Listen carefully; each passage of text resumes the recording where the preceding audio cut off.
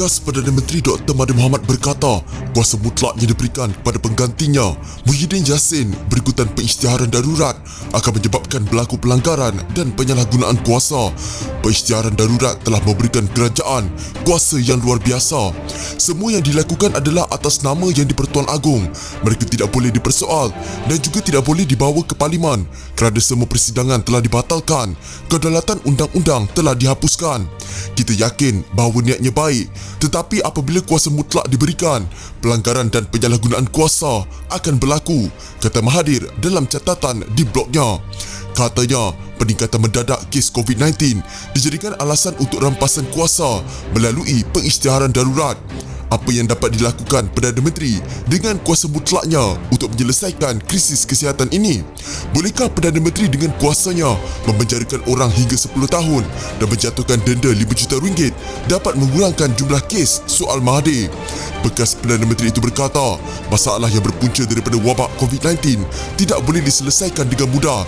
Di antaranya ialah tekanan sistem penjagaan kesihatan akibat peningkatan kes, kesesakan di asrama pekerja asing hingga menyebabkan peningkatan jangkitan dan juga masalah ekonomi. Nasihat apa yang boleh Muhyiddin berikan kepada Agong yang akan mengurangkan jumlah mereka yang dijangkiti, mereka yang harus dirawat di hospital, mereka yang akan mati? Soal Mahathir. Tambahnya, Kerajaan Perikatan Nasional yang dipimpin Muhyiddin telah hilang majoriti dan hak mentadbir. Maka, hanya pengisytiharan darurat kerajaan minoriti memperoleh kuasa untuk memerintah. Pada 9 Januari lalu, Pengerusi UMNO Kelantan dan Ahli Parlimen Machang, Ahmad Jazlan Yaakob, menarik balik sokongan terhadap Muhyiddin dan Kerajaan Perikatan Nasional. Beberapa hari kemudian pada 12 Januari, Ahli Parlimen Padang Rengas Nazri Aziz pula mengumumkan menarik balik sokongan terhadap Muhyiddin dan kerajaan. Dengan penarikan sokongan oleh Nazri, kerajaan Muhyiddin hilang majoriti dengan hanya disokong 109 daripada 220 anggota parlimen.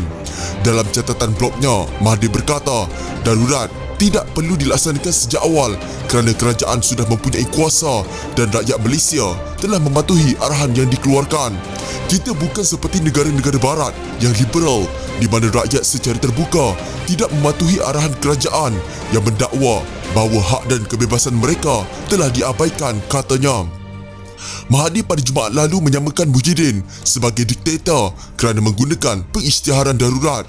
Dilaporkan juga pejuang parti yang diasaskan Mahathir mengutuskan warkah rayuan kepada Yang di-Pertuan Agong untuk menarik balik pengisytiharan darurat. Agong berkenan terhadap pengisytiharan darurat berdasarkan Fasal Kurungan 1 Perkara 150 Perlembagaan Persekutuan pada 12 Januari lalu sebagai langkah membendung kes COVID-19 yang semakin meningkat. Darurat berkuat kuasa sehingga 1 Ogos atau tarikh yang lebih awal sekiranya angka COVID-19 dapat dikawal dan diturunkan dengan berkesan.